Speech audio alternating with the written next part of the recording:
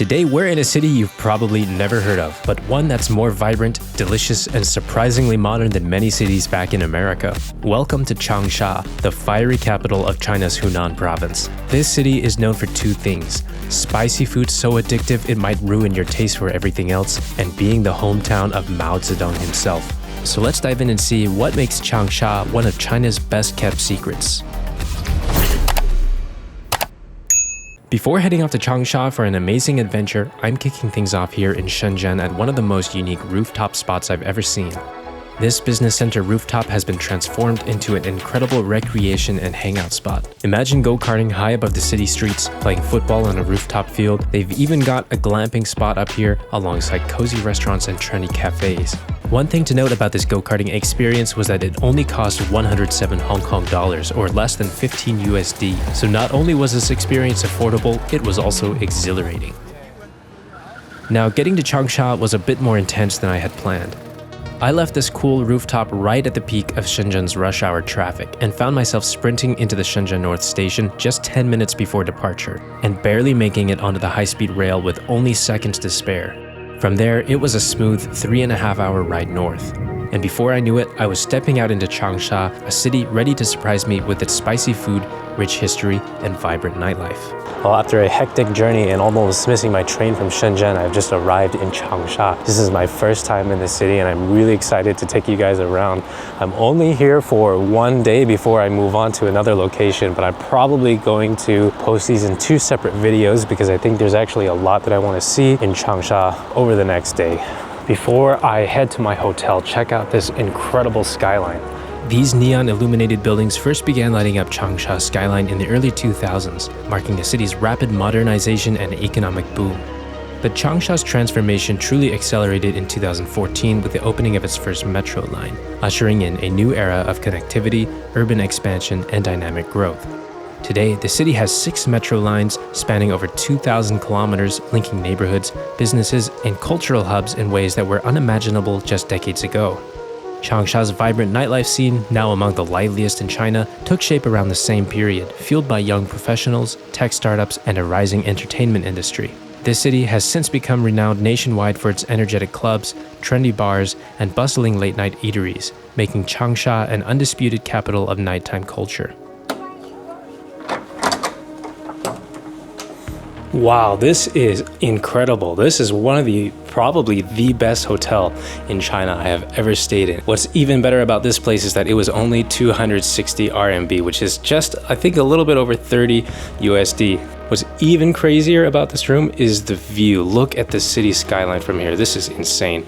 It's past 10 p.m., but ChatGPT tells me to go to a place called Bozejie, where supposedly they have a lot of different street foods to try. So I'm currently walking over here in hopes that this place is open, even though it being past 10:30 p.m. at this point.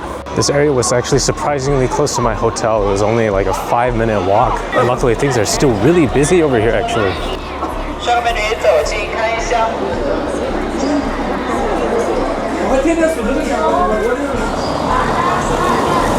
I keep hearing how the Stinky Tofu in Changsha is really good. I basically stumbled upon this random Stinky Tofu spot. I don't know if it's any good or not. Anyway, let's see if these are any different from the ones that I get in Shenzhen or Hong Kong.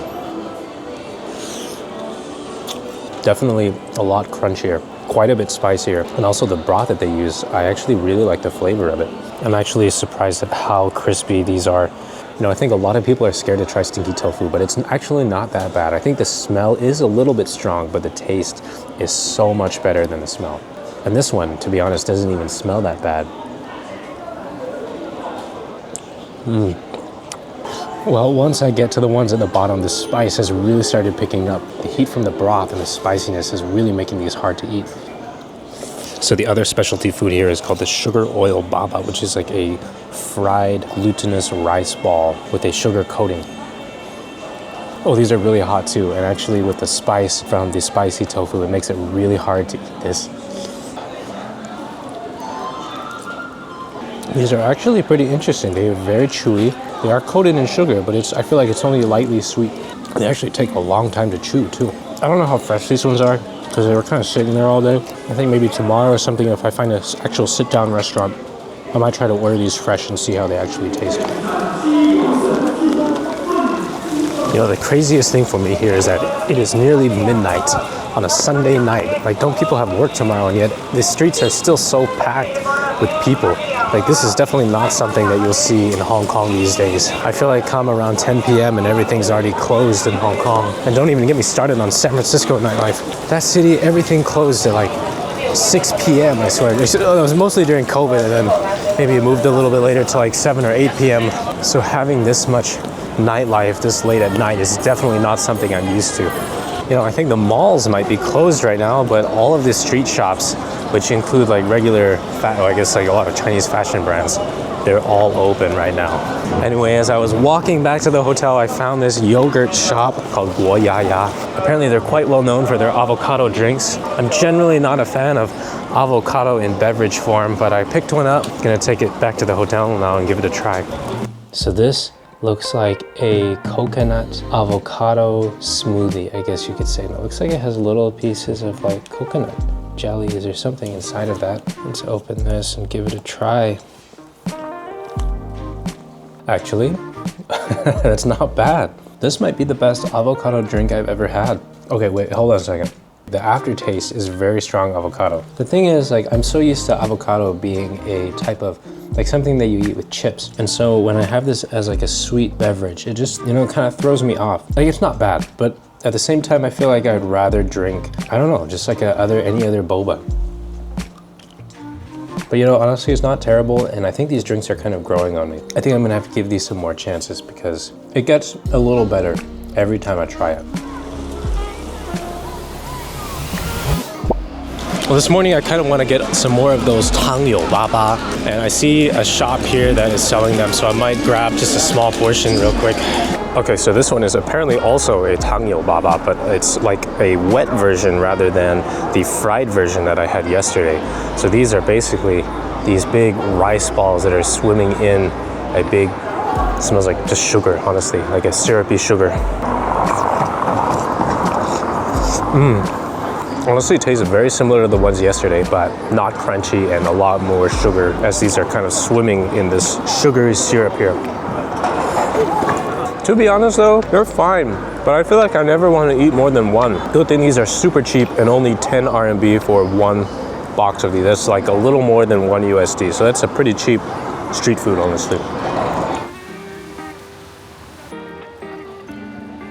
So I guess like any city you go to in China, there's always tons of malls. One of the most famous ones here in Changsha is the IFS. The most prominent feature of this mall is probably the large sculpture on the rooftop created by the American artist KAWS. This mall covers over 230,000 square meters and houses over 400 shops, including luxury brands like Louis Vuitton, Gucci, and Hermes. The architecture draws inspiration from Hong Kong's Harbor City, featuring a modern glass-clad facade with metal fins that reduce glare and add visual complexity. While I'm in this mall, I want to stop and try this famous boba spot called Cha Yan Yue Se. The shop is famous apparently because they only have this place in a few cities in China, with Changsha being one of them. Okay, so this drink is basically loaded up with tons of whipped cream on the top, and it's got these little, these are walnuts actually, like candied walnuts. I feel like the tea in this is actually super light, so I kind of need to mix all this whipped cream in it to give it a little bit more of a milky taste, honestly. There we go. It's not the most exciting tea I've ever had. Supposedly this is their most famous, but I think it's alright. I've definitely had better ones before. Beyond the spicy food stalls and glittering shopping malls, Changsha holds a deeper story, one that's deeply intertwined with modern China's identity. My next stop brings us face to face with the city's most famous figure, Chairman Mao Zedong. Born just a short distance from here, Mao spent his formative years in Changsha, laying the ideological foundations of what would become communist China. Today, a towering statue of young Mao gazes thoughtfully across the Orange Isle. This statue, completed in 2009, stands 32 meters tall, symbolizing Mao's age when he penned the evocative poem Changsha in 1925. As a young man, Mao often visited this very spot, drawing inspiration from its natural beauty and reflecting on China's future. I think if there's one thing interesting that unites Chinese old people across the whole world is that wherever you go, you'll find them in a park somewhere, sitting down, playing cards, gambling. I see this in San Francisco, New York, basically every Chinatown I've gone to, and now right here in Changsha, you see people enjoying the main tradition. Well, after visiting Chairman Mao's head, unfortunately I couldn't find much else to do in that area, so I've kind of just gone on this peaceful walk right next to the river, up back to the area closer to where my hotel is. So right now I'm trying to get to another street called Taipingjie. Tucked away from Changsha's modern skyline is Taiping Street, one of the city's oldest and most historic lanes. Dating back to the Tang and Song dynasties, this street has seen centuries of merchants, scholars, and revolutionaries pass through its narrow stone-paved alleys. Today, it's a blend of old and new, Qing-era houses, cafes, and souvenir shops, while faded wooden signs hint at a time when this was the heart of the city's cultural and commercial life. What I'm doing right now instead is I came to a restaurant on Taipingjie that is apparently pretty well known locally. They are famous for some of their rice noodles. So what I've ordered is like a braised beef noodles. It came with an egg. This big bowl was only 20 RMB, which is I think less than 3 USD, just about 3 USD. This has a lot of veggies in it, a lot of really nice slices of beef, and it's full of these long rice noodles. The taste is actually somewhat similar to like the braised beef noodles that you find in Taiwan, like the Hongsha niu rou mian, but this is a little bit different. It has like a very vegetable-like taste, and I think that's because of all the veggies here that is sitting in the broth. The beef here is super tender, almost like fall apart in your mouth tender.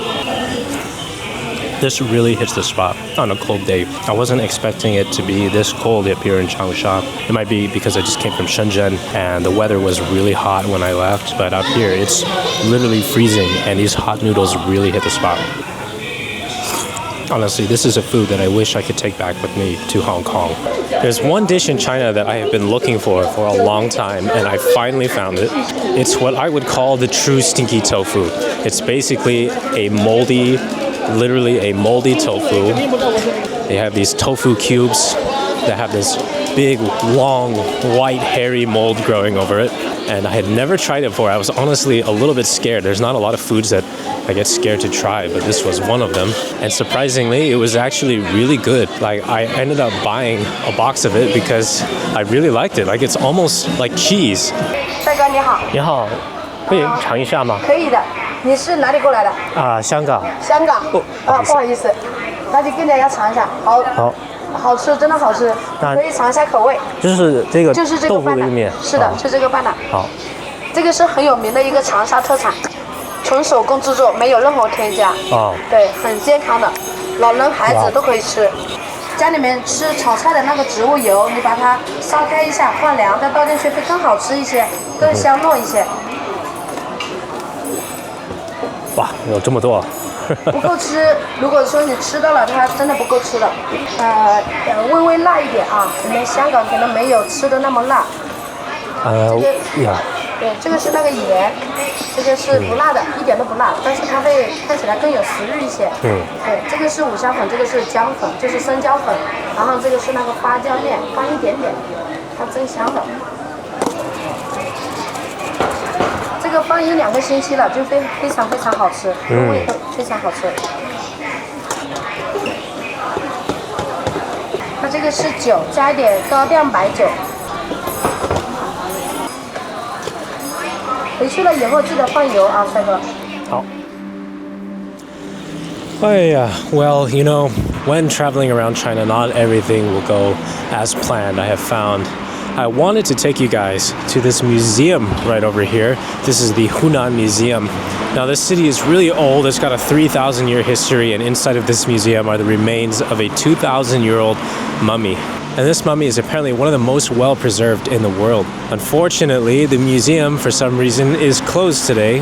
Luckily, there happens to be a pretty big park right next to the museum, so I think I'm just gonna go spend my time, walk around the park a little bit. Honestly, walking around those touristy areas has gotten a little bit tiring for me, and I kind of just want to go find an area where I can relax a little bit. Just across from the museum, I stumbled into a quiet park called the Hudong Leyuan, a children's interactive playground. But more than that, it was a peaceful pocket of green tucked within the city. On this particular evening, the fog hung low over the trees, softening the edges of everything around me, and for a moment, I forgot I was in China. The mist, the stillness, it reminded me of Golden Gate Park back in San Francisco. It was kind of a quiet nostalgia, a reminder that no matter how far I've traveled, some feelings have followed me, tied not to geography, but to atmosphere. This park, with its soft wooded paths, brought back a familiar calm that I hadn't felt in quite a long time. Well, I don't have a whole lot of time for dinner now. My train leaves at 7, it's already almost 6. So if I can find a restaurant that'll get me some food pretty quick, should be okay. Okay, I found a restaurant selling crayfish. Really don't have much time at all. I think I'm just gonna order this portion of crayfish, and honestly, that's it. Shoot, you guys, I thought I was ordering crayfish, but I ended up with shrimp. You know, this is my problem. I didn't read the menu and I looked at the pictures instead. Anyway, my bad. No crayfish for today's menu, but we do have some nice looking shrimp. I literally have like 10 minutes to finish 1, 2, 3, 4, 5, 6, 7, 8, 9, 10 shrimp. Oh my goodness. But I will say they do look pretty good. Wow. Actually, the sauce on these is really nice. It is a little bit spicy, but it's not terrible. These are really big, but I will say, you know, the best thing about shrimp is that they have a lot of like juice in the heads, which I think might sound kind of strange to some people, but So the cuisine here in Changsha, I feel like I don't encounter this style of food across China as much as I do as other provinces. Like I feel like Sichuan food is really popular. Shanghai food you see a lot, Beijing food, Xinjiang food, Hunan food, not as common for some reason. So coming here is really kind of like my first experience with the cuisine here, and I have to say my overall impression is that it's very spicy. A lot of really good flavors, some very unique dishes that I've never had before. I do like it. I also ordered this corn juice as a side. I did not realize that it would come in a giant pitcher like this. Oh, and it's hot too. That's not gonna help cool down my spice from all the food. Oh my gosh, that's really hot. Really good though. I like corn juice a lot. All right, anyway guys, I have to hurry up and finish my food, and then I have to rush to the train station because I'm headed to a really cool place in China tomorrow, and I'm really excited to show you that. I'm gonna wrap up this Changsha video here. Hope you guys enjoyed watching. I have a lot more China content on my channel, so if you guys are interested in learning more about China, I hope you'll support my channel, subscribe, and with that, I'll see you in the next one.